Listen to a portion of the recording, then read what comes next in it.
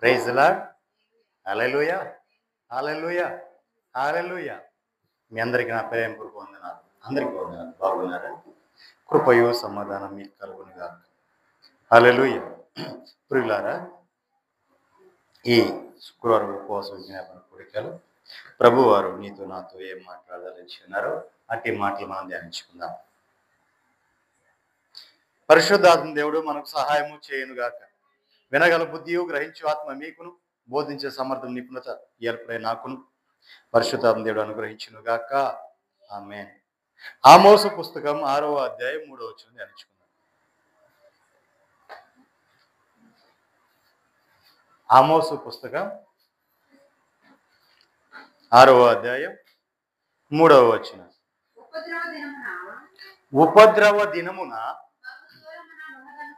ఉపద్రవ దినమున బహు దూరముగా ఉన్నదనుకొని అన్యాయపు తీర్పు తీర్చుటకై మీ మధ్య మీరు పీఠములు స్థాపించుచున్నారు. దేవునికి మహిమ కలుగునుగా. చూడండి ప్రియులారా, ఇక్కడ కొంతమంది ఉన్నారు. ఉపద్రవ దినము బహు దూరముగా ఉన్నదనుకుని అన్యాయపు తీర్పు తీర్చడానికి వారి మధ్య పీఠములను స్థాపించుకుంటా ఉన్నారు వీరు. దేవునికి మహిమ కలుగునుగా. ఉపద్రవము చాలా దూరంగా ఉంది అనుకుంటున్నారు. దేవునికి మహిమ కలుగునుగా. హల్లెలూయా. ఉపద్రవం అంటే దేవుని యొక్క కోపాగ్ని నుంచి వచ్చే ఉగ్రత. దేవునికి మహిమ కలుగునుగా. హల్లెలూయా. చూడండి, యెషయా పుస్తకం 28వ అధ్యాయం 14-15 వచనాలు మనం చూసినట్లయితే, యెషయా పుస్తకం 28వ అధ్యాయం 14.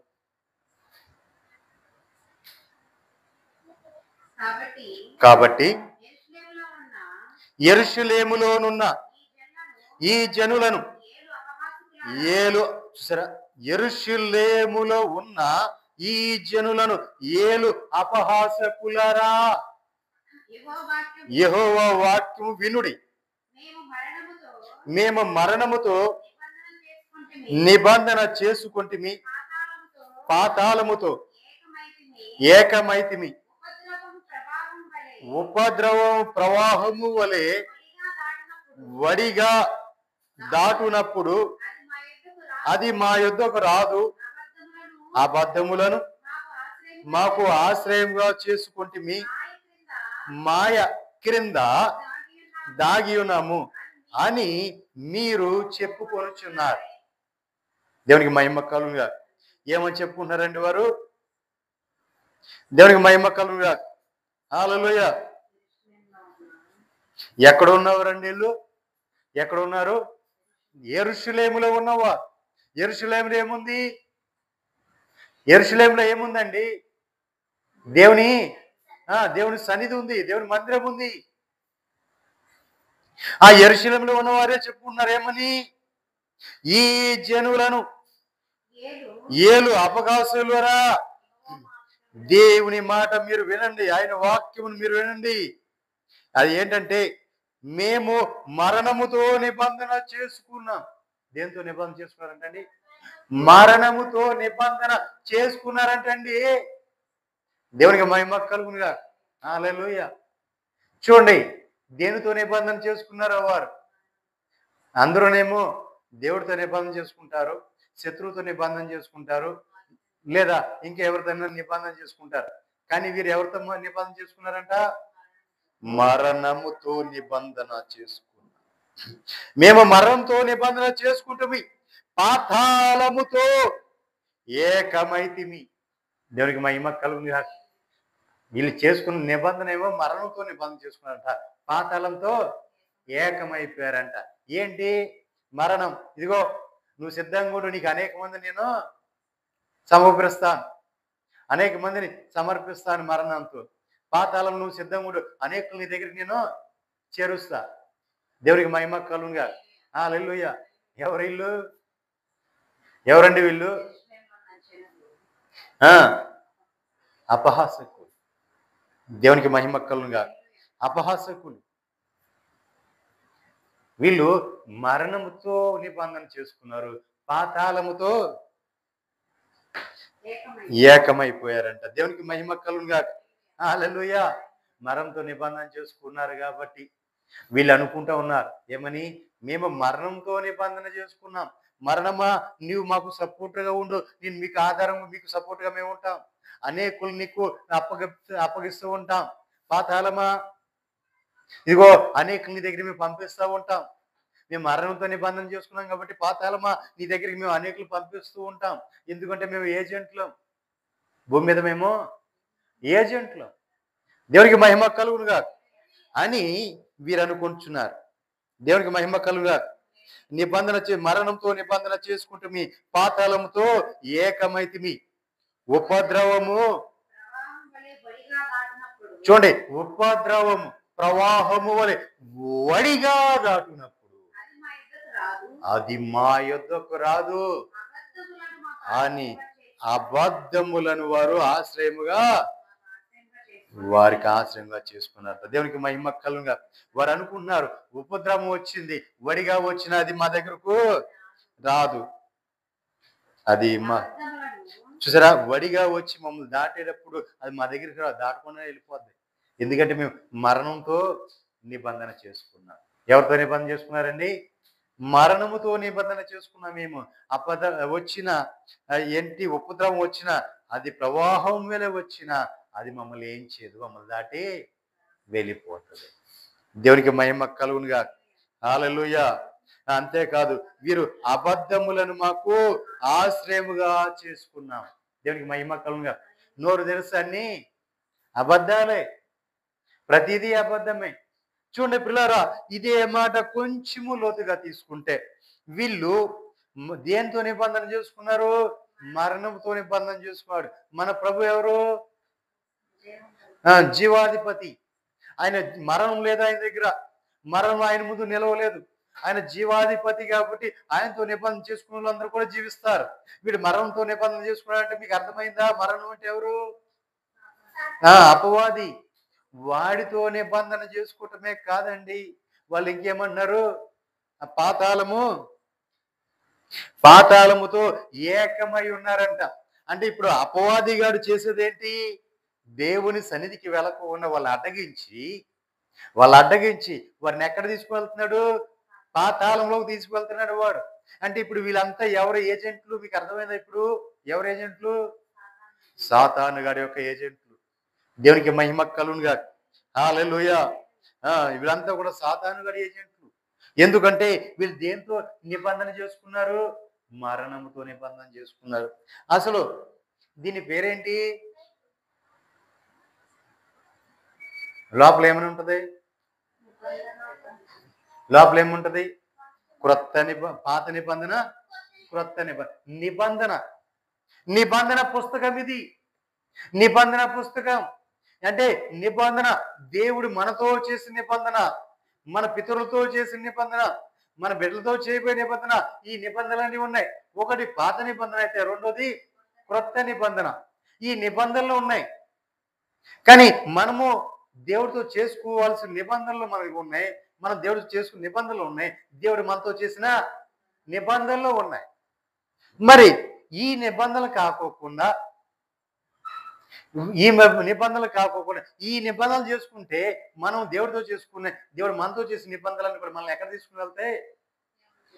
దేవుని దగ్గర నిత్యత్వంలో తీసుకుని వెళ్తాయి, నిత్య జీవంలోకి తీసుకుని వెళ్తాయి. జీవం, మరణము కాదు, జీవంలోకి తీసుకుని వెళ్తాయి. మరి వీళ్ళు చేసిన నిబంధన ఏంటి? మరణముతోనే నిబంధన చేసుకున్నారు. దేవునికి మహిమ కలుగునుగా. హల్లెలూయా. మరణముతోనే నిబంధన చేసుకున్నారు. అంటే వీళ్ళు ఎక్కడ వెళ్ళాలి? మరణము. మరణించిన వాడు ఎక్కడ వెళ్తాడు? పాతాళంలోకి. కాబట్టి పాతాళమును ఏం చేసుకున్నారు? పాతాళంతో ఏకమైపోయారంట, కలిసిపోయారు. పాతాళంతో కలిసిపోయి మరణంతో నిబంధన చేసుకున్నారు. ఇగో మేము అనేకులను నీ దగ్గరికి మేము పంపిస్తాము. దేవునికి మహిమ కలుగునుగా. అనేకులను మీ దగ్గరికి మేము మీకు పంపిస్తాం. ఒకవేళ ఉపద్రవం వస్తుందా? దేవుడి నుంచి ఉపద్రవం వస్తుందా? అది ప్రవాహం వల్ల వరిగా దాటినప్పుడు అది మమ్మల్ని మా ఇద్దరు రాదు, అది దాటిపోద్ది. మా దగ్గర రాదు. ఎందుకంటే మేము మరణంతోనే నిబంధన చేసుకున్నాంగా. ప్రియులారా, మరణముతోనే నిబంధన చేసుకుంటే మరణమా నువ్వు దగ్గరికి రావద్దంటే వస్తుందా? వస్తుందా? నిబంధన చేసుకునేది ఎందుకు? మేము చిరకాలము జీవించి ఉండాలి. మేము నువ్వు మా దగ్గరికి ఎప్పుడు రాకూడదు. నువ్వు ఏం కోరుకున్నావో దాన్ని నీకు పెడతాం. దేవునికి మహిమ కలుగునుగా. హల్లెలూయా. అంటే దాని అర్థం ఏంటి?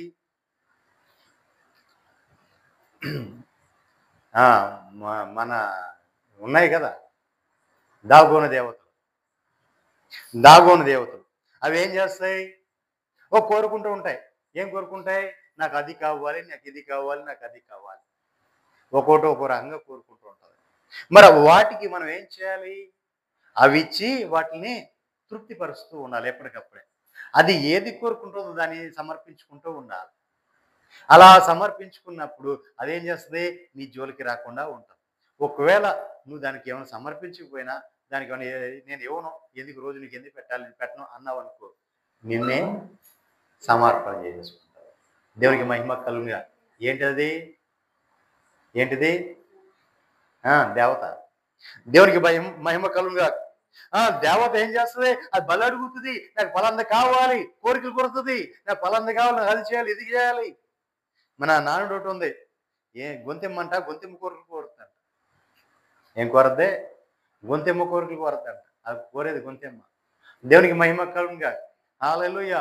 నాకు అది కావాలి, నాకు ఇది కావాలి, నాకు కోరి కావాలి, నాకు మేక కావాలి, నాకు అది కావాలి, నాకు ఇది కావాలి, నాకు చేపల కూర కావాలి, ఇంకేం కావాలి? రకరకాల. అది ఏం కోరుతుంది? నాకు ఏం కావాలి? వడలు కావాలి, నాకు ఎడలు కావాలి, నాకు అవి కావాలి, నాకు ఇవి కావాలి. మరి ఇవన్నీ కూడా చేసి పెడతా ఉండాలి. అన్నీ చేసి పెట్టి దాన్ని సవరదీసి దాన్ని సానుకూలపరుస్తూ ఉండాలి. లేని ఎడల ఏదో ఒక రోజు నిన్నే కోరేస్తుంది. అది అయిపోయినట్టే. దేవునికి మహిమ కలుగునుగా. కాబట్టి అలాంటి వాటితో నిబంధన చేసుకున్నారు వీరు. దేంతో చేసుకున్నారు? మరణముతో నిబంధన చేసుకున్నారు. దేవునికి మహిమ కలుగునుగా. చూడండి ప్రియులారా, మరణముతో నిబంధన చేసుకున్నారు కాబట్టి వీళ్ళు అనుకుంటున్నారు ఈ మరణం నన్ను ఏమి చేయదు, ఎందుకంటే నేను దాంతో నేను నిబంధన చేసుకున్నా, ఇప్పుడు అది కోరినట్లుగా నేను దానికి కావాల్సినవన్నీ కూడా నేను సమర్పించుకుంటున్నాను కాబట్టి అనేకులను నేను దాని దగ్గర నడిపిస్తున్నాను, అనేకులు పాతాళంలోకి వెళ్ళిపోతున్నారు కాబట్టి పాతాళంతో నేను ఏకమై ఉన్నాను, మరణంతో నేను నిబంధన చేసుకున్నాను కాబట్టి ఏ ఉపద్రవం వచ్చినా నేనేమి చేయదు. అది వడిగా వచ్చినా, స్పీడ్గా వచ్చినా, ఎలా వచ్చినా నా దగ్గరికి రాదు, నన్ను దాటి వెళ్ళిపోతుంది. దేవునికి మహిమ కలుగునుగా. హల్లెలూయా అని చెప్పి వారు నిబంధన చేసుకోవటమే కాదు, వారు ఏంటి? అబద్ధములను వరకు ఆశ్రయంగా చేసుకున్నారంట. ఏది? సత్యము కాదండి, సత్యము కాదండి, అబద్ధంని. అబద్ధమును ఆశ్రయంగా చేసుకున్నారు. దేవునికి మహిమ కలుగునుగా. అబద్ధమును ఆశ్రయంగా చేసుకున్నారు. ఎందుకంటే వీరు మాట్లాడే మాటలన్నీ కూడా దేనికి సందర్శనం? దేనికి? మరణానికి నిబంధన చేసుకున్నవారు కదా. మరి నిన్ను తీసుకొని వెళ్ళి ఆ మరణంలోకి తీసుకుని వెళ్ళాలి కదా, ఆ పాతాళానికి నేను అప్పగించాలి కదా, ఆ గోతుకి నేను అప్పగించాలి. కాబట్టి మరి వీళ్ళు నిజము సత్యము మాట్లాడితే ఆ పనులు అక్కడ జరుగుతాయా? సత్యం మాట్లాడితే ఇది అమ్మా నేను పాతాళానికి తీసుకుని వెళ్తున్నా, నీ మరణంతో నిబంధన చేసుకున్నా, పాతాళం నేను ఏకమై ఉన్నా, రా దగ్గరికి అంటే వస్తావా? రావు కదా. దేవునికి మహిమ కలుగునుగా. చూడండి ప్రియులారా, వీరు అబద్ధములను ఆశ్రయం చేసుకున్నారు. దేని ఆశ్రయం చేసుకున్నారండి? అబద్ధములను ఆశ్రయం చేసుకున్నారు. మరణంతోనే నిబంధన చేసుకున్నారు. ఇంకోటి పాతాళంతో ఏకమై ఉన్నారు. జాగ్రత్త పిల్లరా, ఇలాంటి వారు చాలా మంది ఉన్నారు. వీళ్ళు ఎక్కడ ఉన్నారు? యెరూషలేములోనే ఉన్నారు. ఎక్కడ ఉన్నారు? యెరూషలేములో ఉన్నారు. దేవుని దగ్గరనే ఉన్నారు, దేవుని సన్నిధిలో ఉన్నారు, అంటే దేవుని ఆ ప్రాంతంలోనే ఉన్నారు. దేవునికి మహిమ కలుగునుగా. హల్లెలూయా. వీరంతా ఏం చేస్తారంటే అపవాదికి ఏజెంట్లు. వీళ్ళంతా తెలియదు. వారు కూడా మేము కూడా సేవ చేస్తున్నాం, మేము కూడా కార్యాలు చేస్తాం, మేము అద్భుతాలు చేస్తాము, ఆశ్చర్యకార్యాలు చేస్తాము, మేము ఎన్నో చేస్తామని చెప్తూ ఉంటారు. అక్కడే జనం మోసపోతూ ఉంటారు. దేవునికి మహిమ కలుగునుగా. జనం మోసపోయేదంటే అక్కడే మోసపోతూ ఉంటారు.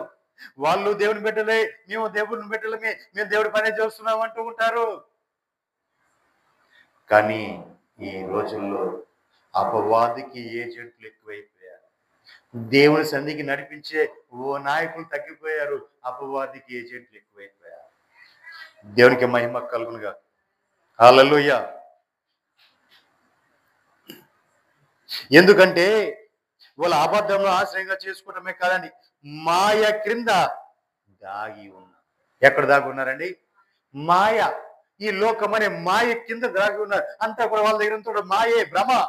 నిన్ను భ్రమపరిచేసి మాయ చేస్తుంటారు. మాయ చేసి భ్రమపరిచేసి నిన్ను వాళ్ళు దాగి ఉండి నిన్ను మాత్రం మాయ చేస్తుంటారా? నువ్వు అనుకుంటూ ఉంటావు ఇంకేముంది, నన్ను పరలోక రాజ్యం తీసుకుని వెళ్తారు, నిత్యత్వంలో తీసుకుని వెళ్తారు, వీళ్ళే నన్ను నడిపించే వాళ్ళు అని నువ్వు అనుకుంటూ ఉంటావు. కానీ అక్కడే నువ్వు తప్పిపోతున్నావు. ఎందుకంటే వారు మరణంతో నిబంధన చేసుకున్నవారు, వారు పాతాళముకు ఏకమై ఉన్నవారు, వారు అబద్ధంలో ఆడుతూ అబద్ధంలో ఆశ్రయంగా చేసుకున్నవారు, మాయ క్రింద దాగి ఉన్నవారు. వారు పైకి మాత్రం వాళ్ళంతా నీతిమంతులు, పరిశుద్ధులు ఉన్నట్టుగా కనపడుతూనే ఉంటారు. లోపలే చేయాల్సినవన్నీ చేసేస్తుంటారు. అది నువ్వు తెలుసుకునే సమయానికి నువ్వు పాతాళంలోకి త్రోయబడతావు. దేవునికి మహిమ కలుగునుగా. హల్లెలూయా. బయటకు మాకు ఏమీ తెలియకుండా మీ మాయ క్రింద దాగి ఉన్నామని మీరు చెప్పుకుంటారు. మా గురించి ఎవరికి తెలియదు.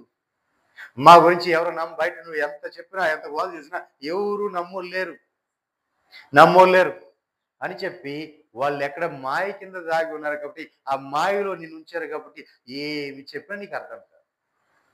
దేవునికి మహిమ కలుగునుగా. హల్లెలూయా. నువ్వు పడిపోయిన తర్వాత అంత సర్వం పోయి, అంత అయిపోయి, ఆఖరి కాలంలో ఎప్పుడు ఆఖరి అగ్ని కాలుతూ ఉండి అప్పుడే ఆడుతావు. ఎప్పుడు మన ఈయన ఏడ్చాడు కదా, ఎవరు? ధనవంతుడు లాజరు కథ మనకు ధనవంతుడు దరిద్రుడు కథ మనకు బాగా తెలుసు కదా. ధనవంతుడు బాగా సంపాదించుకున్నాడు, తిన్నాడు, బాగా అనుభవించాడు, వెళ్ళిపోయాడు. పరలోకం రాజ్యానికి చేరుకోకుండా నిత్య నరక అగ్నికి వెళ్ళిపోయాడు. పాతాళంలో పడగబడ్డాడు, అగ్నిగుండంలో కాల్చబడుతున్నాడు. ఈ కాల్చబడుతున్న వీడు అంటుంటాడు కదా, అబ్రహామైన నా తండ్రి, నేను వెళ్ళి నా బంధువులు ఉన్నారు, నా సహోదరులు ఉన్నారు, వాళ్ళందరికీ నేను చెప్తాను, మీరు ఇలా చెయ్యొద్దు, మీరు ఇలా ఉండొద్దు, ఇలా ఉంటే ఇదిగో ఈ అగ్నిగుండంలో ఇలా కాల్చబడాల్సి వస్తుంది, కాబట్టి మీరు తప్పించబడాలంటే మీరు న్యాయంగా ఉండండి, పరిశుద్ధంగా ఉండండి, పవిత్రంగా ఉండండి, మీరు ఇలా ఉండండి, నేను వారికి చెప్తాను అంటున్నాడు. అబ్రహాం ఏమన్నాడు? నాయన, నీకు అంత శ్రమ అక్కర్లేదు, నీకు అంత అవకాశం కూడా లేదు, పైన చెప్పేవాళ్ళు చాలా మంది ఉన్నారు, ఇది నువ్వు అనుభవించు అని చెప్పేశాడు. దేవునికి మహిమ కలుగునుగా. హల్లెలూయా. కాబట్టి ప్రియులారా, ఆఖరికి అంతా కోల్పోయి అగాధంలో పడిపోయిన తర్వాత ఉపయోగం ఏముందా? ఏమీ లేదు. కాబట్టి సమయం ఉండగానే మనం ఏం చేయాలి?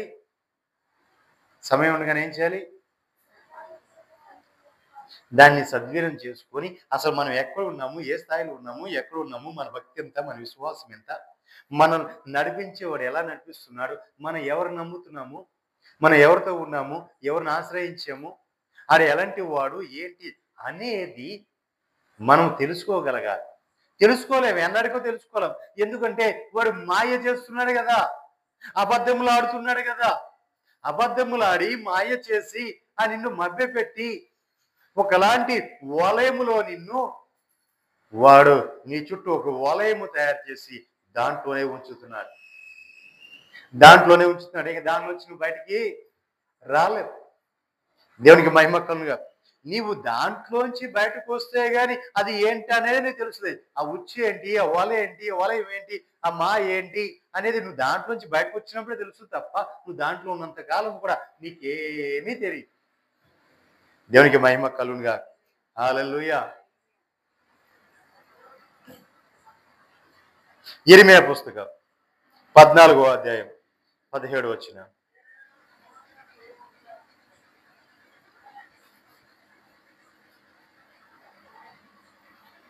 ఇర్మీయా పుస్తకం 14 అధ్యాయం 17. నీవు వారితో చెప్పవలసిన మాట ఏదనగా, నా జనుల కన్యక గొప్ప ఉపద్రవం వలన పీడింపబడుచున్నది, ఘోరమైన గాయము నొంది ఉన్నది, దివారాత్రము మానక నా కన్నుల నుండి కన్నీరు కారుచున్నది. దేవునికి మహిమ కలుగును గాక. హల్లెలూయా. ఇక్కడ ఇర్మీయా ప్రవక్త అంటున్నాడు ఏమనంటే, నా జనుల కన్యక గొప్ప ఉపద్రవం వలన పీడింపబడుచున్నది. దేవునికి మహిమ కలుగును గాక. నా జనుల కన్యక గొప్ప ఉపద్రవం వల్ల పీడింపబడుతుందంట. దేవునికి మహిమ కలుగును గాక.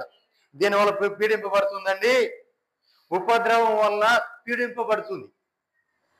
అది పీడింపబడుతుంది కాబట్టి ఘోరమైన గాయము నొందుతుంది. ఏమవుతుందండి? గాయం అవుతుంది దానికి, అయినా దాన్ని తెలియట్లా. ఘోరమైన గాయం అవుతున్నా దానికి తెలియట్లా. కాబట్టి దివారాత్రములు మానక నా కన్నుల నుండి కన్నీరు కారుస్తూనే ఉన్నా. దివారాత్రములు కూడా మానక ఆయన కన్నుల నుండి కన్నీరు కారుస్తూనే ఉన్నాడు. వాళ్ళ కోసం విలిపిస్తూనే ఉన్నాడు, రోదన చేస్తున్నాడు, అంగళ అరుస్తూనే ఉన్నాడు, కన్నీరు కారుస్తూనే ఉన్నాడు. అయ్యో నా మాట విను, నీకు గాయం అరుగుతుంది, నీకు గాయం జరుగుతుంది. అయ్యో నా మాట విను కన్యక, నీకు గొప్ప ఉద్రవం వచ్చి నువ్వు పీడించబడుతున్నావు, నువ్వు ఘోరమైన గాయం నొందావు, అది నువ్వు తెలుసుకో అని చెప్పి దివారాత్రలో మానక కన్నీరు కారుస్తూ ఏడుస్తున్నా సరే అది కనుగొట్టలేదు. దానికి ఏ మాత్రం పట్టట్లా, ఏ మాత్రం అర్థం కావట్లా. ఆడంతే అట్లా మాట్లాడుకొని అట్లాగే వెళ్తారు. వాళ్ళంతే, వాళ్ళకు వాళ్ళు చెప్పుకొని వాళ్ళు అట్లా అయిపోతారు. మనకెందుకు అని చెప్పి ఈ ధీమాగా కూర్చుందంట. దేవునికి మహిమ కలుగును గాక.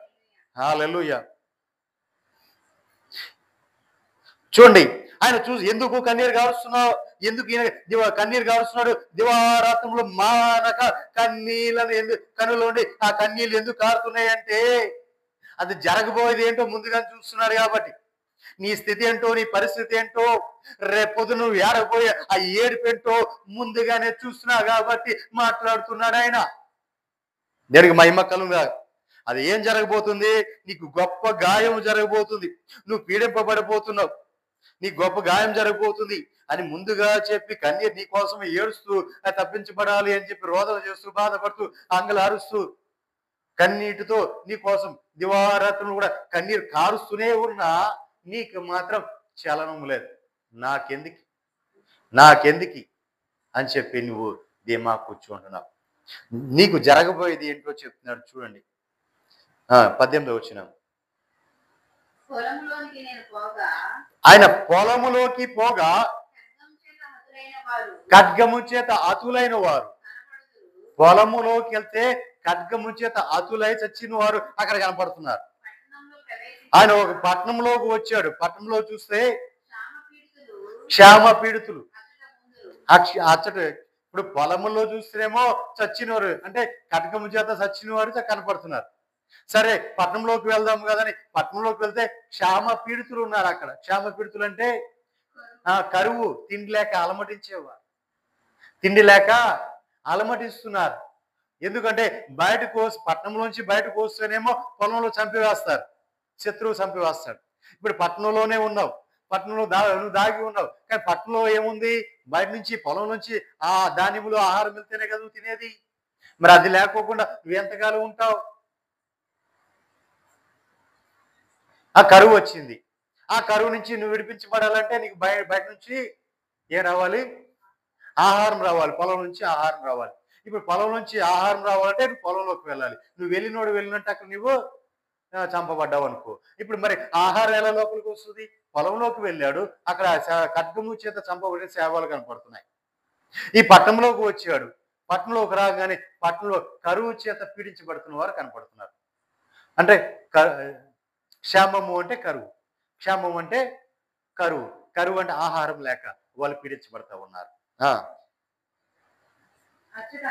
అచ్చట చూడండి, ప్రవక్తలేమి యాజకులేమి తా మెరుగని దేశమునకు పోవాలనని ప్రయాణం అయిపోతున్నారు. ఇక ఆ దేశంలో అక్కడ పట్టణంలో ఉండడానికి వీళ్ళే ప్రవక్తలను యాజకులను. ప్రవక్తలను యాజకులు ఏం చేస్తున్నారు? ఇక ఆ దురంతరం పోతున్నారు. ఇక అది వదిలిపెట్టేసి ఇక ఆ పట్టణంలో వదిలిపెట్టేసి ఇక తాము ఎరుగని దేశంకి వెళ్ళిపోతున్నారు. దేవునికి మహిమ కలుగుగా. తాము ఎరుగని దేశానికి వెళ్ళిపోతున్నారు. ఎవరు? ప్రవక్తలను యాజకులను. ఇక అక్కడ ప్రవక్త ఉన్నాడు, యాజకులు ఉన్నాడు. వాళ్ళ కోసం ప్రార్థన చేసేవాడు కానీ, వాళ్ళ కోసం విలిపించేవాడు కానీ, వాళ్ళ కోసం రోదన చేసేవాడు కానీ ఎవరు ఉండరు. దేవునికి మహిమ కలుగుగా. హల్లెలూయా. దూర ప్రాంతంకు, దూరదేశంకు పోవెలనని ప్రయాణం అయిపోతున్నారు. దేవునికి మహిమ కలుగుగా. హల్లెలూయా. ప్రవక్త ఏమంటాడు? యెహోవా సెలవిచ్చినది ఏమనగా అనే దేవుని నుంచి మాట తీసుకుని వచ్చి పలికేవాడు ప్రవక్త. యాజకుడు, ప్రభువా ఈ బిడ్డను జ్ఞాపకం చేసుకో, అయ్యా ఈ బిడ్డ కష్టంలో ఉంది, కన్నీటిలో ఉంది, బాధలో ఉంది, ఇబ్బందులు ఉంది, ఇక్కట్లో ఉంది, అయ్యా ఈ బిడ్డను ఒకసారి జ్ఞాపకం చేసుకో అని దేవునికి మొరపెట్టేవాడు యాజకుడు. దేవునికి మహిమ కలుగుగా. హల్లెలూయా. మరి వీళ్ళు కూడా నిన్ను విడిచిపెట్టి వెళ్ళిపోతున్నారు. ఎట్లాగా? దూర ప్రాంతానికి, తాము ఎరుగని ప్రాంతానికి వెళ్ళిపోతున్నారు వారు కూడా. దేవునికి మహిమ కలుగుగా. హల్లెలూయా. కింద వచ్చానికి రండి. 21:22. నీ నామం బట్టి చూడండి, అప్పటికి అడుగుతున్నారు, ప్రభువా నీ నామాన్ని బట్టి మనం తోసివేయొద్దయ్యా. ప్రశస్తమైన నీ సింహాసనం అవమానపరచొద్దయ్యా. అయ్యా మేము కరుణించండి ప్రభువా, దర్శించండి ప్రభువా. అయ్యా మీ నామాన్ని బట్టి మనం తోసివేయొద్దయ్యా. అయ్యా మీ నామాన్ని బట్టి మనం తోసివేయొద్దయ్యా. ప్రశస్తమైన సింహాసనము, నీ సింహాసనమును అవమానపరచు. మాతో నీవు చేసిన నిబంధనను జ్ఞాపకము చేసుకొనుము, దాన్ని భ్రష్టపరచుకుమి అని జనముల వ్యర్థ దేవతలను. చూడండి, జనములు ఇప్పటిదాకా ఆశ్రయించిందంటే వ్యర్థ దేవతలను ఆశ్రయించారు. ఆ జనముల వ్యర్థ దేవతల్లో ఎవరైనా వర్షము కురిపించేవారు ఉన్నారా? ఆకాశము వాననివ్వగలదా? మా దేవుడైన యెహోవా నీవే కదా దానిని చేయుచున్నావు, నీవే ఈ క్రియలను చేయుచున్నావు, నీ కొరకే మేము కనిపెట్టుచున్నాము అని చెప్పి కొంతమంది ప్రజలు అన్ని పోయిన తర్వాత, అని సర్వం కోల్పోయిన తర్వాత, ఇక ఆఖరి గడికి వచ్చిన తర్వాత ఇప్పుడు మొర పెడతా ఉన్నారు. అదే 15వ అధ్యాయం మొదటి వచనం నుంచి వద్దాం. అప్పుడు యెహోవా నాకు ఇలాగూ సెలవిచ్చెను, మోషేయు సమూయేలును నా ఎదుట నిలబడినను ఈ ప్రజలను అంగీకరించుటకు. దేవునికి మహిమ కలుగునుగా. చూసారా, మోషేయును సమూయేలును అంటే ప్రజల కోసమే వారి సమస్తాన్ని అర్పించుకున్నవారు. ఎవరు? మోషేను సమూయేలు. ప్రజల కోసమే, దేవుని యొక్క ప్రజల కోసమే సమస్తాన్ని అర్పించుకున్నవారు. వారే వచ్చి ఎదురుగా నిలబడి, ప్రభువా ఒక్కసారి వీళ్ళని చూడయ్యా, ప్రభువా ఒకసారి వీళ్ళని కరుణించేయ్యా, ప్రభువా ఒకసారి వీళ్ళని దర్శించేయ్యా, అయ్యా దయతో క్షమించేయ్యా అని వారే వచ్చి ఎదురు నిలబడినను నేను ఈ ప్రజలను అంగీకరించుటకు నాకు మనసు ఉండదు. చూసారా, వారే వచ్చి ప్రతిమాలన వీళ్ళు అంగీకరించడానికి నాకు మనసు లేదు అని ప్రభు చెప్పేశాడు. నా సన్నిధిని ఉండకుండా వారిని వెళ్ళగొట్టుము. చూడండి, నా సన్నిధిలో అసలు ఉండటానికి వీలేదు, వారిని వెళ్ళగొట్టేయండి అని చెప్తే మేము ఎక్కడికి పోతాం ప్రభువా అని వారు నిన్ను కనుక అడిగితే నీవు వారితో ఎట్లనము, యెహోవా ఈ మాట సెలవిచ్చుచున్నారు. చూడండి బాగా లోతుగా వినండి. చూడండి, దేవుడు ఏం చెప్తున్నాడంటే, సావునకు నియమింపబడిన వారు చావునకును ఖడ్గమునకు నియమింపబడిన వారు, ఖడ్గమునకును క్షామమునకు నియమింపబడిన వారు, క్షామమునకును చెరకు నియమింపబడిన వారు చెరకును పోవాలని. ఒక్క నిమిషం అండి. చూసారా పిల్లారా? అనుకుంటున్నాం, ప్రభా మేము మా దేవుడు కాదా, మేము ఏం చేసినా క్షమించేవాడు కాదా, మమ్మల్ని క్షమించి ప్రభా నీవే మా దేవుడు, నీ సింహాసనం ఎక్కడ మచ్చ రావాలి, నీ సింహాసనానికి మేము ఆరాధించిన దేవుళ్ళు ఎవరైనా వర్షం కురిపించేవాడు ఉన్నాడా, వాన కురిపించేవాడు ఉన్నాడా, అవన్నీ చేసేది నీవే కదా. ఎప్పుడు ఇవన్నీ ఎప్పుడు తప్పిపోయి దూరం అయిపోయి ఆయన కోపాన్ని రేపి ఆఖరికి ఆయన ఇసుకు వచ్చి చిరాకు వచ్చేదాకా చేసి అన్నీ అయిన తర్వాత ఇక ఆఖరి ఘట్టం వచ్చిన తర్వాత ఏది నీకు తెలిసి వచ్చింది ఎప్పుడు? వాడు చెప్పేయన్నీ తప్పుడు బోధలు, వాడు చెప్పేయన్నీ నడిచే నడకంతా తప్పుడు నడక, వాడు తీసుకెళ్ళేది ఎక్కడికి? మరణానికి ఏజెంట్ వాడు, మరంత నిబంధన చేసుకున్న వాడు, వాడు వాడు పాతాళంతో ఏకమై ఉన్నవాడు, వాడు అబద్ధంలో వాడేవాడు, వాడు వాడు తీసుకుని వెళ్ళి నిన్ను అగాధంలో పడేస్తాడని అప్పుడు తెలుసుకుని ఆఖరి గట్టిలో తెలుసుకొని ఇప్పుడు వచ్చి ప్రభువా నువ్వు రక్షించేవాడు మమ్మల్ని నువ్వే కదా, మమ్మల్ని నడిపించేవాడు నీవే కదా, మేము తప్పిపోయి మేము వాడి మాటల్లో మాయలో పడిపోయి మేము ఆ మాటలు మాయలో పడిపోయామయ్యా, ఆ మాయలో ఉండిపోయామయ్యా, మేము మాకు తెలియలేదయ్యా, దయతో మమ్మల్ని క్షమించి మమ్మల్ని తీసుకోండి అయ్యా అంటే వింటాడు ఆయన. ముందుగానే ప్రవక్తను పంపించాడు, ముందుగానే మాట్లాడాడు, ముందుగానే హెచ్చరించాడు, రోజు చెప్తూనే ఉన్నాడు. ఏదో ఒక రోజు నువ్వు ఆలకించాలి, ఆలకించకపోతే జరిగే గతి ఇదే. దేవునికి మహిమ కలుగునుగా. హల్లెలూయా. ఏంటది? ఏమన్నాడు ఆయన? కాదు ముందు వచ్చింది, అప్పటి నుంచి వద్దాం మాకండి. ముందు వచ్చింది, అప్పుడు యెహోవా నాకు ఇలాగూ సెలవిచ్చాను, మోషేయు సమూయేలును నా ఎదుట నిలబడినను ఈ ప్రజలను అంగీకరించడానికి నాకు మనసు ఉండదు. దేవునికి మహిమ కలుగునుగా. చూసారా? అంగీకరించడానికి వీళ్ళు నా బిడ్డలే, నా సొత్తే, నా జనమే, నా స్వకీయ జనమే, నా రక్తం చేత కనబడిన వారే అని ఆయన అంగీకరించడానికి ఆయనకి మనస్సు ఉండదంట. అంటే ఆయన మనసు మామూలుగా మనం అనుకుంటాం ఏమని, నాకు మనసు ఇరిగిపోయింది, ఇక వాడికి నాకు సంబంధం లే అని చెప్పుకుంటున్నా. ఇది కూడా అంతే. దేవునికి మహిమ కలుగునుగా. హల్లెలూయా. ఇక నాకు మనస్సు లేదు, ఇక నాకు మనస్సు లేదు, నా సన్నిధిని ఉండకుండా వారిని వెళ్ళగొట్టు. దేవునికి మహిమ కలుగునుగా.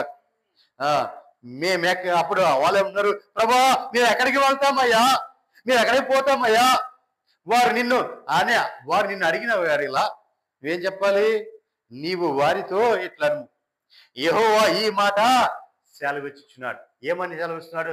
వాళ్ళు అడుగుతున్నారు ప్రజలు, ప్రభా మేము ఎక్కడికి వెళ్ళాలి, మేము ఎటు వెళ్ళాలి అని అడిగితే ఒకవేళ వాళ్ళు అడుగుతారు ఖచ్చితంగా. కాబట్టి నువ్వు ఈ మాట యెహోవా సెలవిచ్చినది ఏమనగా, నీవు సావునకు నియమింపబడిన వారు సావుకి పోవాలి, ఖడ్గమునకు నియమింపబడిన వారు ఖడ్గముకి పోవాలి, క్షామమునకు నియమించబడిన వారు క్షామానికి పోవాలి, చెరకు నియమింపబడిన వారు చెరకు పోవాలని. దేవునికి మహిమ కలుగునుగా. ఎన్ని మాటలు ఇక్కడ ఉన్నాయి? 4 మాటలు ఉన్నాయి. దేవునికి మహిమ కలుగునుగా.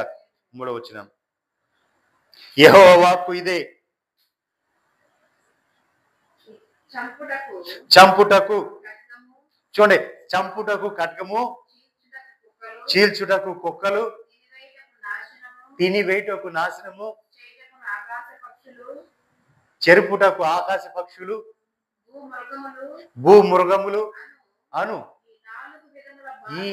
ఈ 4 విధముల బాధలు వారికి ముందుగానే దేవుడు నియమించేశాడంట. దేవునికి మహిమ కలుగునుగా. హల్లెలూయా. దేనికి దానికే. ఏది? సావుకి నియమించబడినవాడు సావుకు నియమించబడ్డాడు, ఖడ్గంకు నియమించబడిన వాడు ఖడ్గానికి నియమించబడ్డాడు, క్షామమునకు నియమించబడిన వాడు క్షామానికి నియమించబడ్డాడు, చెరకు నియమించబడినవాడు చెరకు. ఇప్పుడు చావు అనేది మన చావు, రెండోది ఖడ్గము అనేది కత్తి చేత హతము చేసేటం, మూడోది క్షామము అంటే కరువు చేత సావాల్సిన కరువు చేత సావాలి, నాలుగోది శర బట్టి శత్రువు వాడిని బంధించి శర పడతాడు కదా, ఆ శత్రువు బంధించి శరలో పెట్టాడు కాబట్టి ఆ శర చేత సావాల్సిన దానికి సావాలి. అంతేకాదు యెహోవా వాక్కిది. చంపుటకు ఖడ్గము, చంపడానికి ఏంటిది? ఖడ్గం. చీల్చడానికి ఏంటిది? కుక్కలు. తినివేయటకేంటి? కుక్కలు తినివేయటకును, నాశనము చేయటకును ఆకాశ పక్షులను, భూమృగములను. ఈ 4 విధముల బాధలు వారికి నియమించి ఉన్నాను. ముందుగానే నియమించేశాడు వారికి. దేవునికి మహిమ కలుగునుగా. ఏం చేశాడు ఆయన? 4 విధముల బాధలు కూడా ముందుగానే నియమించేశాడు. దేవునికి మహిమ కలుగునుగా. హల్లెలూయా. ఇక్కడ నేను ఒక మాట మీకు చెప్పాలని ఆశపడుతున్నా. అంటే ఇవి ఎలా ఉంటాయి, ముందుగా ఎలా నియమించాడు దేవుడు, ఒక వ్యక్తిని మీ ముందు తీసుకుని వస్తా. ఒక రోజున దావీదు రాజ్యార్కం చేస్తుంటే దావీదు కుమారులు ఒకరైన అబ్షాలోము దావీదు మీద తిరుగుబాటు చేశాడు. ఏం చేశాడండి? తండ్రి మీద తిరుగుబాటు చేసి తండ్రి రాజ్యము నాదే అని చెప్పి తండ్రి రాజ్యాన్ని కాజేశాడు. దేవునికి మహిమ కలుగుగా. ఇప్పుడు దావీదుకు అనేక మంది భార్యలు ఉన్నారు, అనేక మంది సంతానం ఉన్నారు. ఇప్పుడు దావీదు తర్వాత రాజు అవ్వాల్సినోడు ఏం చేశాడంటే దావీదు మీద తిరుగుబాటు చేసి అబ్షాలోము అనేవాడు. ఈ అబ్షాలోము అనేవాడు అంతకుముందు ఒక పాపం చేశాడు. తన సహోదరుని ఒకరిని చంపేశాడు. తర్వాత ఇతను శత్రు దేశానికి పారిపోయాడు. అక్కడ నుంచి తిరిగి నీ కుమారుడేగా వాడిని రాని ఉండలే, పోతే పోయిందిలే, వాడిని ఉండేయండి అన్నాడు. అంటే సర్లే అని చెప్పి దావీదు కూడా వదిలేశాడు. ఇవట్టాక ఒక కుమారుడు చచ్చిపోయాడు. సరే ఈడే ఉంటాలే, ఆడే ఉంటాలే అని వదిలేశాడు. వదిలేస్తే వీడు ఏం చేసేవాడంటే రోజు వీధిలో సంతలోకి వెళ్తాం, వీధి సంతల్లో అంటే వీధుల్లో నిలబడి వచ్చే వాళ్ళని పోయే వాళ్ళని, లోపలికి రాజుగారి దగ్గరికి వచ్చే వాళ్ళని పోయే వాళ్ళని, ఆ రాజ్యంలోకి వచ్చే వాళ్ళు పోయే వాళ్ళతో మాట్లాడుతూ గవర్నర్ దగ్గర ఉండి మాట్లాడుతుండేవాడు. ఏంటి బాగున్నారా, ఎలా ఉన్నారు, ఏంటి మీ సమస్య ఏంటి, ఎలా ఉన్నారు అనేవాడు. అయ్యా ఇదిగో మాకు ఈ ఆస్తి సమస్య ఉంది, అయ్యా మేము ఏదో కొట్టుకున్నాం, ఈ సమస్య ఉంది, మాకు ఈ గట్ల సమస్య ఉంది, మాకు నేను ధనం ఇచ్చాను, ఈ సమస్య ఉంది, ఈ సమస్యలు రాజు తీరుస్తారని మేము ఇక్కడికి వస్తూ ఉన్నాము ఆయన వాళ్ళు చెప్తుంటే, ప్రజలు చెప్తుంటే వీడేమన్నాడంటే రాజు మీ అందరిని సరిగ్గా పట్టించుకోవట్లేదు, అదే నేనైతే మీకు న్యాయం తీర్చి మిమ్మల్ని పంపించేవాడిని అంటూ ఉండేవాడు. దేవునికి మహిమ కలుగునుగా. ఇప్పుడు ప్రజలందరికీ వీడందరితో పరిచయం చేసుకుని మాట్లాడుతుంటే వీడికి ఏమవుతుంది? ఏం కలిగింది ప్రజలందరికీ? రాజు కంటే కూడా వీడైతే మనకి బాగా సహాయం చేసేవాడు, ఎంతగా మాట్లాడుతుంటే మనకి న్యాయం తీర్చేవాడు అనుకున్నాడు అని మనసు కలిగింది. ఈ మనసు కలిగిన తర్వాత ఏం చేశాడంటే ఒక రోజున కొంతమందిని వెనకాల వేసుకుని రాజు మీద తిరుగుబాటు చేశాడు. ఎవరి మీద? తన తండ్రి అయిన దావీదు మీద తిరుగుబాటు చేసి దావీదు పారిపోవడానికి కారకుడైపోయాడు. దేవునికి మహిమ కలుగునుగా. దావీదు ఏం చేశాడు? పారిపోయాడు. తను ఎదిరించడానికి లేదు, ఎందుకంటే పరకంశాలు ఉన్నారు, యుద్ధసూరులు ఉన్నారు దావీదు దగ్గర. కానీ ప్రజలందరూ ఇప్పుడు ఎవరి పక్షంగా ఉన్నారు? అబ్షాలోము పక్షంగా, అతని కుమారుడి పక్షంగా ఉన్నారు. ఎందుకంటే ఆ వచ్చు అనే ప్రయోగాన్ని అడిగి న్యాయం తీర్చమని వచ్చు అని పోయిన కనపడిన వాళ్ళల్లో అడుగుతుండేవాడు. 10 మందిని వెనకాల వేసుకున్నాడు.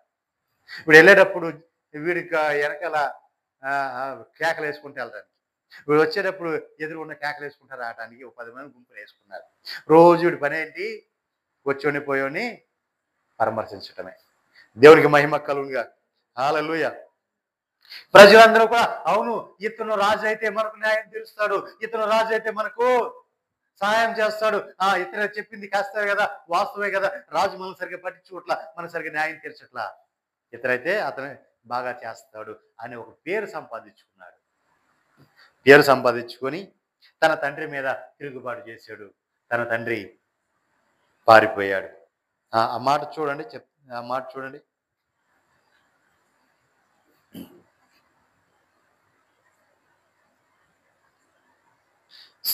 రెండవ సమయాలు 17వ అధ్యాయం 14 వచ్చిన.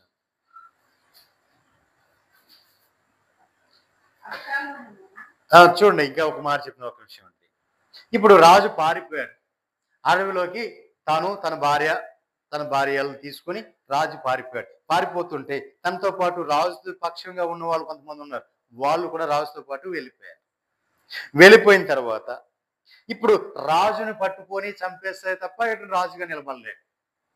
లేదంటే రాజు ఎప్పుడైనా తిరుగుబాటు చేసి మరిపడి వచ్చి నిలబడి ఉంటే ప్రజలు మనసు మారిపోతే మళ్ళీ ఆయన దావీదే రాజు అవుతాడేమో, అసలు వాడు రాజు దావీదుని లేకుండా, తండ్రిని లేకుండా చంపేద్దామని ఒక ఆలోచన వచ్చింది. ఆలోచన వచ్చి ఇప్పుడు ఇతను ఒక అతన్ని అడిగాడు, అంటే అక్కడ ప్రధానమంత్రిగా ఉన్నవాడిని. అతని ఆలోచన ప్రకారమే అన్ని జరుగుతుంటాయి. మంచి ఆలోచన ఇస్తూ ఉండేవాడు. అయితే ఇతని ఆలోచనతో పాటు ఇంకొక అతను కూడా వచ్చాడు. అతని ఆలోచన కూడా ఎలా ఉందో ఇప్పుడు రెండు టాలీ చేసుకున్నాడు ఇతను. చదవండి అమ్మా. అబ్షాలోమును ఇశ్రాయేలు వారు ఈ మాట విని అర్కీయుడగు హుషై చెప్పిన ఆలోచన అహీతోపెలు చెప్పిన దానికంటే యుక్తమని ఒక నిమిషం చూడమ్మా. ఇక్కడ అబ్షాలోము ఇశ్రాయేలు వారందరూ కూడా ఆ మాట విని హుషై చెప్పిన మాట అహీతోపెలు చెప్పిన మాట కంటే కూడా యుక్తమని అనుకున్నారు. అంటే ఇతని మాట కంటే అతని మాట శ్రేష్టమైనది, ఇతని మాట కంటే అతని మాట మనకు బాగుంది అని అనుకున్నారు. ఇప్పుడు ఇద్దరు మాట చెప్పారు. ముందేమో అహీతోపెలు చెప్పాడు మాట, ఇదిగో ఏమని అంటే, రాజా మనము ఇప్పుడు మీ తండ్రి పారిపోయాడు కదా, నీ తండ్రితో ఉన్నవారు అలసిపోయి ఉంటారు. నేను కొంతమందిని సైన్యాన్ని వెంట పెట్టుకొని వెళ్ళి నేను వాళ్ళు చెరపట్టుకొని తీసుకుని వస్తా. నువ్వు అనుమతిస్తే నేను వారు చెరపట్టుకుంటే ఇప్పుడు దొరుకుతారు, వాళ్ళైతే దొరుకుతారు. వాళ్ళైతే రాజు అరణ్యంలోకి వెళ్ళిపోయాడు, అంత దూరం నడుచుకునే వెళ్ళిపోయాడు కాబట్టి అలసిపోయాడు, కొంత దూరం వెళ్ళిపోయి అలసిపోయారు. కాబట్టి ఇప్పుడు మనం సైన్యంతో వెళ్ళి వాళ్ళు పట్టుకొని నేను తీసుకుని వస్తా, నువ్వు సెలవిస్తే నేను తీసుకుని వస్తా అని చెప్పి అహీతోపెలు చెప్పారు. అయితే ఈ హుషై అంటాడు కదా, అతను చెప్పింది కరెక్ట్ కాదు. ఎందుకంటే అతను బలాఢ్యుడు, అతని దగ్గర ఉన్న బలాఢ్యులు యుద్ధశూరులు. వారు ఎలా ఉంటారంటే పిల్లలను పోగొట్టుకున్న ఎలుగు బంటులాగా ఉన్నారు ఇప్పుడు అరణ్యంలో వాళ్ళు. ఇప్పుడు వారి దగ్గరికి మనం వెళ్ళామనుకో, వాళ్ళు మనల్ని చీల్చి చంపేస్తారు. అంతేకాదు ఈ ప్రజలు నీ పక్షంగా ఉన్న ప్రజలందరూ కూడా వెళ్ళి, నీ పక్షంగా ఉన్న వారందరూ కూడా అక్కడికి వెళ్ళినప్పుడు వాళ్ళందరూ కలిపి నీ తండ్రితో పాటు బలాఢ్యులు యుద్ధశూరులు ఉన్నారు కదా, వాళ్ళందరూ తిరగబాటు చేసి వారిని చంపేశారనుకో, నీ పక్షంగా ఉండే వాళ్ళు ఎవరో ఉండరు. కాబట్టి అప్పుడు మళ్ళీ ప్రజలందరూ కూడా దావీదు మాకు రాజు కావాలని చెప్పి నిన్ను పట్టుకుంటారు. కాబట్టి నీవు ఏం చేస్తావంటే ఇశ్రాయేలు ప్రజలందరూ ఈ శివనకి అందరం సమకూర్చి అందరము కలిసి వెళ్దాం, వెళ్ళి అణువు గాలిద్దాం. నీ తండ్రి ఎవరనుకున్నావు? అతను ప్రజల మధ్యలో నివసించేవాడు కాదు. నీ తండ్రి మహాబలాఢ్యుడు, అతని పక్షపు వారు ధైర్యవంతులని ఇశ్రాయేలు అందరిలో ఎరుగుదురు కనుక సింహపు గుండె వంటి గుండె కలవారు సహితము. చూసారా, సింహపు గుండె లాంటి గుండె కలవారు కూడా వాళ్ళు దిగులుతారు. కాబట్టి నా ఆలోచన చెప్తున్నాను విను రాజా అని ఈ హుషై చెప్పాడు. కాబట్టి నా ఆలోచన ఏమనగా దాను నుండి బెర్షెబా వరకు లెక్కకు సముద్రపు ఇస్కరేణువులంతా విస్తారంగా ఇశ్రాయేలీలందరినీ నలు దిశల నుండి నీ యొద్దకు సమకూర్చి నీవు స్వయముగా యుద్ధముకు పోవలెను. అప్పుడు మనం అతనికి కనబడిన స్థలములో ఏదో ఒక దాని యందు అతని మీద పడుదుము. నేల మీద మంచు పడు రీతిగా మనం అతని మీదకి వచ్చిన ఎడల అతని పక్షపు వారిలో ఒక్కడు కూడా తప్పించుకోలేరు. అంటే ఇంతమంది జనం అంతా వెళ్ళిపోతున్నాం కదా, అంటే ఇశ్రాయేలు యొక్క ఈ సరిహద్దు నుంచి ఆ సరిహద్దు వరకు మొత్తం అంతా కూడా మనమంతా కూడా కలిసి వెళ్తున్నాం. కాబట్టి ఇప్పుడు అతను ఎక్కడ తప్పించుకోవడానికి వీలు ఉండదు, మనం అతను చెరగా పట్టుకుని తీసుకురావచ్చు. కాబట్టి ఇది నా ఆలోచన అని చెప్పారు. ఇప్పుడు అక్కడ ఉన్న వారికి రాజుకి అందరికి కూడా ఏమైంది, ఇది యుక్తముగా అనిపించింది, మంచిగా అనిపించింది. ఈ ఆలోచన మంచిది, ఇలాగే చేయాలి. మరి అంతకుముందు అతను చెప్పిన మాట ఎలా ఉందో చూద్దాం.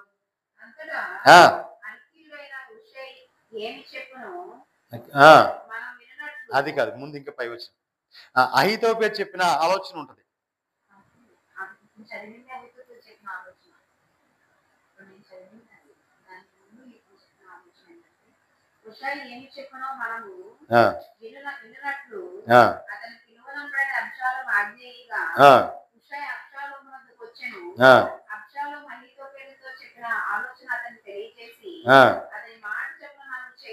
అతని మాట చొప్పున మనం చేయదుమా వద్దా అని చెప్పి హూషైని అడిగాడు. ఇది అహీతోపెలు ఇదిగో ఈ ఆలోచన చెప్పాడు, ఈ ఆలోచన ప్రకారం మనం చేద్దామా వద్దని ఇతను హూషైని అడిగాడు. ఇతను ఏం చెప్తున్నాడంటే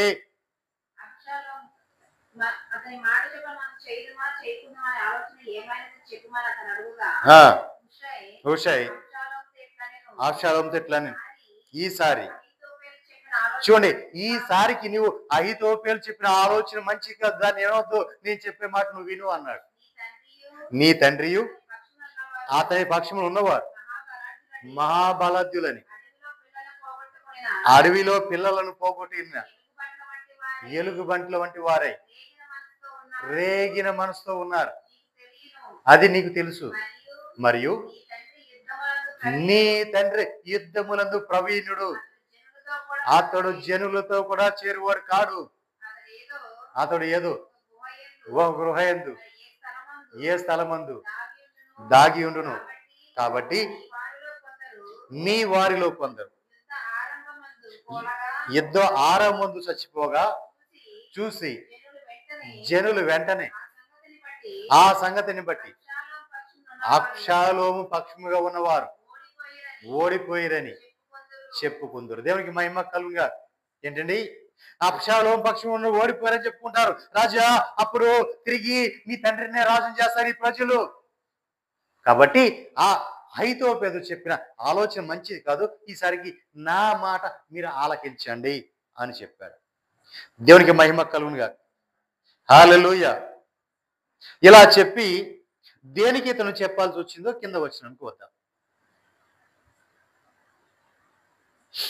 చదవండి, ఇప్పుడు చదవండి. 17:14 ఉంది అన్నమాట.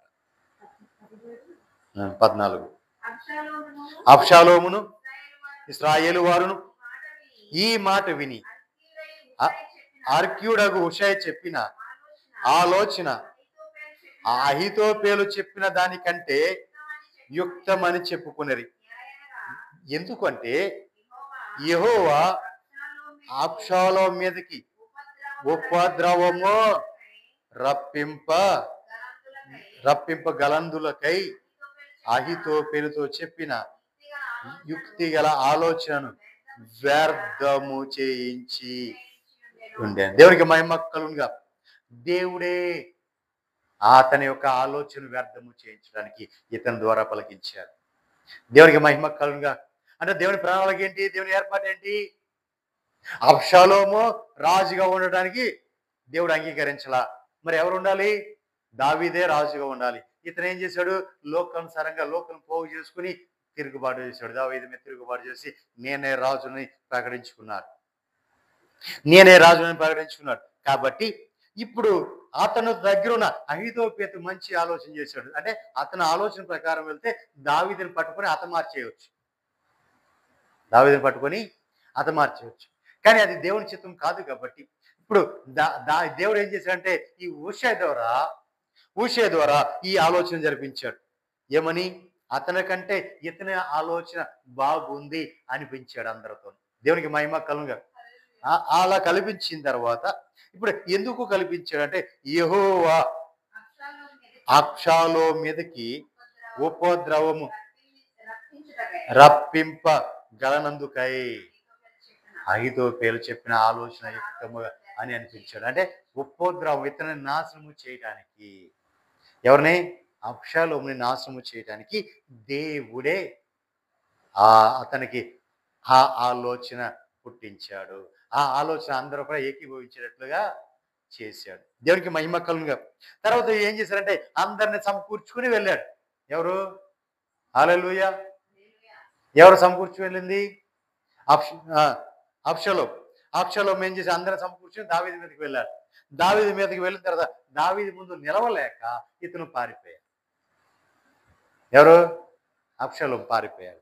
పారిపోతుంటే దావీదు అన్నాడు, అయ్యా నా కుమారుడు వాడు, వాడిని జ్ఞాపకం చేసుకుని వాడికి ఏమీ కాకుండా వాడిని జాగ్రత్తగా చేయండి, వాడు నా కొడుకే, వాడిని చంపొద్దు అన్నాడు.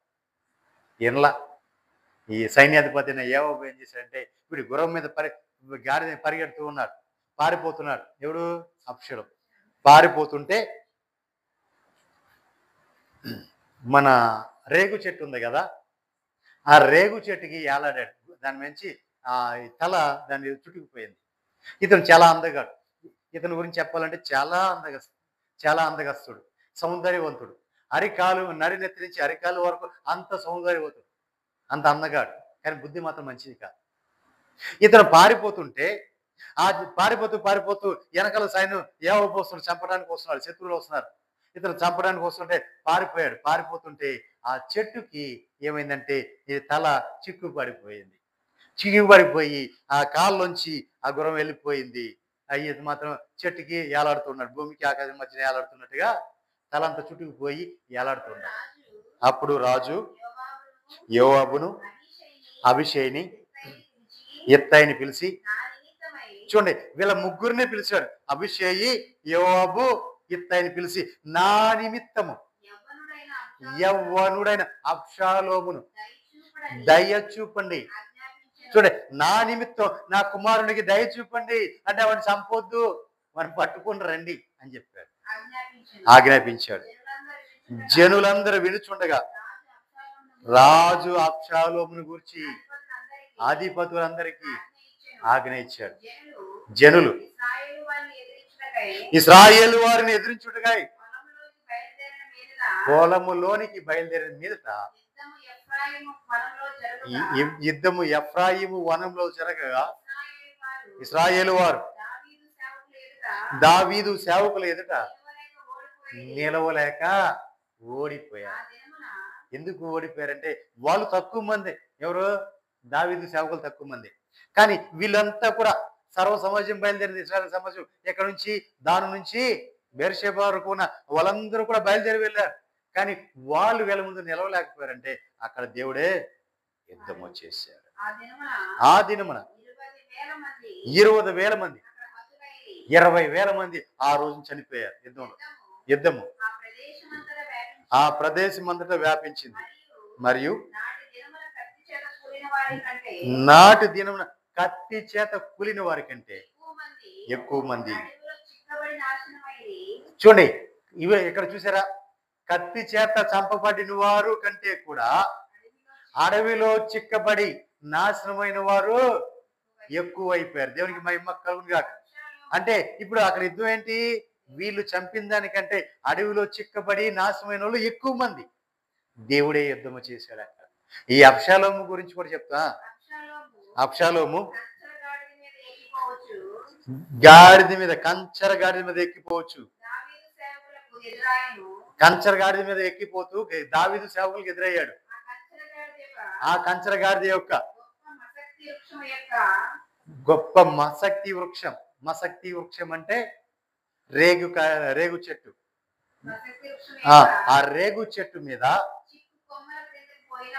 ఆ కొమ్మల కింద నుంచి వెళ్ళింది గుర్రం గాడిద. అతని తల చెట్టుకు తగులుకున్నందున అతడు ఎత్తబడి ఆకాశమునకును భూమికిని మధ్యన వేలాడుతున్నాడు. ఒక్క నిమిషం అండి. అతని కింద ఉన్న కంచర గాడిద ముందుకు వెళ్ళిపోయింది. ఇప్పుడు అతను ఏం చేస్తున్నాడు? ఆకాశం భూమికి మధ్యలో వేలాడుతున్నాడు. అతను తల ఎలా ఉండదంటే చాలా అందంగా ఉండే తల, చాలా సుందరమైన తల. అంత అందమైన తల పెంచుకున్నాడు. అది కూడా ఎట్టా ఆడవారిలాగా పెంచుకున్నాడు. ఇప్పుడు ఆ తల ఏమైందంటే ఆ ముళ్ళ చెట్టుకి చుట్టుకుపోయింది. ఇప్పుడు అతను ఏమవుతున్నాడు? ఆకాశానికి భూమికి మధ్యలో వేలాడుతుంటే అప్పుడు దావీదు ఒక అనుచరులు చూశారు. అనుచరులు చూసి యోవాబుతో, ఇదిగో పలానా చోట అబ్షాలోము వేలాడుతున్నాడు వాడు అని చెప్పారు. యోవాబు, నీవు చూసి ఉంటివే, నువ్వు వాడు నేల కూలినట్లుగా నువ్వు అతను ఎందుకు కొట్టలేదని చెప్పి అతను చూసి చెప్పిన వాడితో అడుగుతున్నాడు. నీవు అతను చంపిన ఎడల 10 తులముల వెండియు ఒక నడికట్టు నీకు ఇచ్చి ఉందని ఆ సమాచారం చెప్పిన వాడితో అంటున్నాడు. ఎవరు? సైన్యాధిపతిని యోవాబు అంటున్నాడు. ఆ సమాచారం చెప్పిన వాడితో. ఎందుకంటే నీకు 10 తులముల వెండియు నీకు నడికట్టు ఇచ్చి ఉండేవాడే నేను. వాడిని నువ్వు నేల కూర్చి వచ్చి ఉంటే, వాడిని చంప వచ్చి ఉంటే నీకు అది ఇచ్చి ఉండేవాడిగా నువ్వు ఎందుకు చంపకుండా వచ్చేవని అడుగుతున్నాడు. అందుకు వాడు యవ్వనుడైన అబ్షాలోము ఎవడో ముట్టకూడదని జాగ్రత్త పడునని రాజు నీకును అభిషేకిని ఇత్తైకిని ఆజ్ఞ ఇచ్చుట నేను వింటిని. 1000 తులముల వెండి నా చేతిలో పెట్టినను రాజకుమారుని నేను చంపను. మోసం చేసి నేను అతని ప్రాణంకు ముప్పు తెచ్చిన యెడల అది రాజు నాకు తెలియకపోదు. రాజు సన్నిధిని నీవే నాకు విరోధి అవుతుంది కదా అంటే చూడండి, ఈయనేమో 10 తులములు వెండిస్తున్నాడు. ఈయన ఏమంటాడు? 1000 తులములు ఇచ్చినా సరే నేను రాజాజ్ఞ మేరను. ఎందుకంటే రేపు పొద్దున నేను చంపాను అనుకో, నీవే నాకు విరోధమే. రాజు ఏమంటాడు? వాడు చంపే అంటాడు. నువ్వే నన్ను అక్కడ చంపేస్తావు, నాకు విరోధిగా నువ్వే మారిపోతావు, నేను ఆ పని చేయను అన్నాడు. యోవాబు ఏం చేశాడు? వెళ్ళాడు, ఒక్క దెబ్బతో తల నరికేశాడు అంతే. దేవునికి మహిమ కలుగునుగా. హల్లెలూయా. చూడండి ప్రియులారా, ఇది ఎందుకు చెప్పాల్సి వచ్చింది అంటే దేవుని యొక్క ఉపద్రవం నుంచి ఎవరో కూడా తప్పించుకోలేడు. దేవునికి మహిమ కలుగునుగా. దేవుని యొక్క ఉపద్రవం నుంచి ఎవరు తప్పించుకోలేడు. కాబట్టి ప్రియులారా, దేవుని యొక్క కోపం రగలకుండా మనము జాగ్రత్త పడాలి. దేవునికి మహిమ కలుగునుగా. హల్లెలూయా.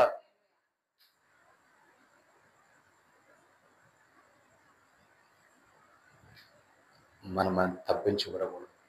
మనము దేవుని ఉగ్రత ఉపద్రవం నుంచి తప్పించబడాలి. దేవుని ఉపద్రవం నుంచి మనము తప్పించబడాలి. ఎలా తప్పించబడాలి అంటే అపోస్తలుడైన పౌలు గారు ఒక మాట అన్నారు. పౌలయ్య చెప్పిన మాట 2 కొరింథీ పత్రిక 2వ అధ్యాయం 10వ వచనంలో ఒక మాట ఉంది.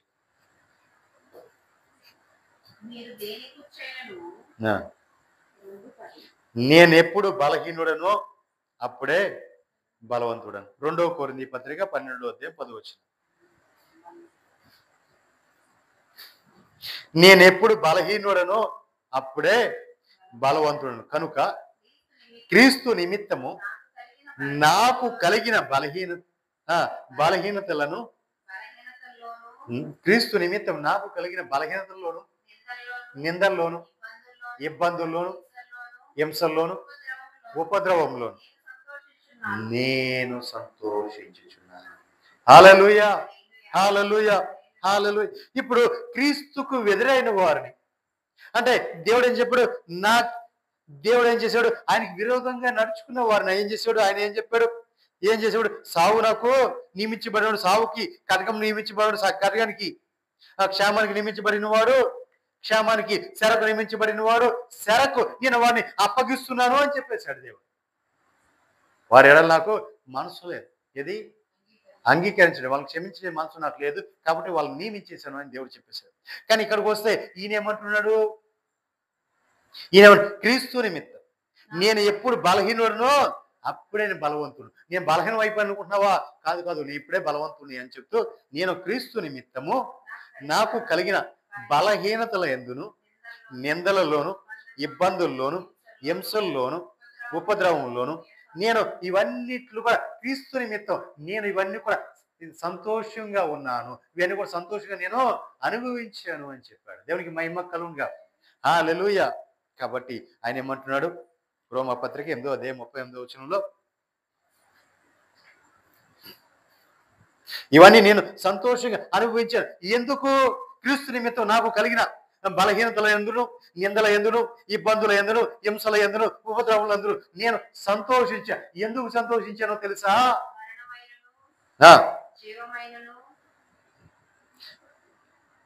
క్రీస్తు ప్రేమ నుండి నన్ను ఎడబాప వాడెవడు? క్రీస్తు ప్రేమ నుండి నన్ను ఎడబాపగలిగిన వాడు. అంటే క్రీస్తు ప్రేమ నుంచి నన్ను ఎవరైనా దూరం చేయగలరా? దేవుని ప్రేమ నుంచి ఎవరైనా దూరం చేయగలరా? దేవుడు ఒక వ్యక్తిని ప్రేమించాడు, ఆ ప్రేమను ఎవరైనా ఆ వ్యక్తి అనేది దేవుడి నుంచి దూరం చేయగలరా? చేయలేడు. అందుకే ఈ శ్రమలన్నీ కూడా నేను సంతోషంగా అనుభవించా. ఎందుకు అనుభవించాను? సంతోషంగా అనుభవించాను. ఎందుకంటే ఈ క్రీస్తు ప్రేమ నుంచి నన్ను ఎవరో కూడా ఎడబాపలేడు కాబట్టి. ఆయన ప్రేమ నా మీద ఉంది కాబట్టి, నేను ఆయన ప్రేమను పొందుకున్నాను కాబట్టి ఇవన్నీ నాకు పెద్ద లెక్కలో లేవు. నేను ఎప్పుడు బలహీనుడుగా ఉన్నానో అప్పుడే క్రీస్తు నన్ను బలవంతుడు చేశాడు. దేవునికి మహిమ కలుగునుగా. హల్లెలూయా. నేను ఎప్పుడు బలహీనుడనో అప్పుడే క్రీస్తు నన్ను బలవంతుడు చేశాడు. కాబట్టి నేను క్రీస్తు నిమిత్తం నాకు కలిగిన బలహీనతలను, నాకు కలిగిన బలహీనతల్లో కానీ, నిందల్లో కానీ, ఇబ్బందుల్లో కానీ, హింసల్లో కానీ, ఉపద్రవంలో కానీ నేను ఇవన్నిట్లో కూడా నేనేం చేస్తున్నాను? సంతోషిస్తున్నాను. దేవునికి మహిమ కలుగునుగా. నేను ఎందుకు సంతోషిస్తున్నాను అంటే క్రీస్తు ప్రేమ నుండి నన్ను ఎవడునో ఎడబాపలేడు కాబట్టి. దేవునికి మహిమ కలుగునుగా. హల్లెలూయా. శ్రమ అయినను, బాధ అయినను, హింస అయినను, కరువు అయినను, వస్త్రహీనత అయినను, ఉపద్రవమైనను, ఖడ్గమైనను మనలను ఎడబాపగలవా? ఇవేవి వీటిలో ఏది కూడా క్రీస్తు నుంచి నన్ను ఎడబాపలేవు. అంటే క్రీస్తుకి నన్ను దూరము చెయ్యలేవు. దేవునికి మహిమ కలుగునుగా.